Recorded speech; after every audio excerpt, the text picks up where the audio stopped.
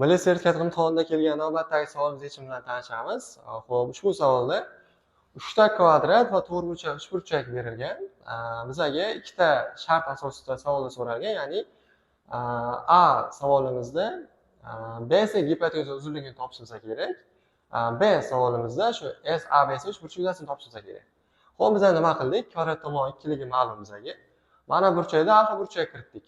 Shu navbatda mana bu 45 minus alfa bilan nima uchun? Chunki mana bu kvadratda bu kesma diagonal bo'lib, bu 90 gradus teng 2, ya'ni 45 gradusga ajratadi. Bu alfa bo'lsa, bu 45 minus alfa.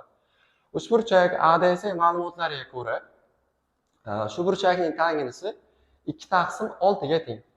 Xo'p, shu ma'lumotni ozroq soddalashtirib, tangens alfani qiymati 1 taqsim 2 ga tengligini oldik biz.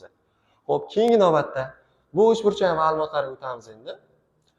Shu navbatda 2 bilan 6 dan Pifagor teoremasiga ko'ra AC kesmaning uzunligi ildiz 40 ligini topib qo'ydik.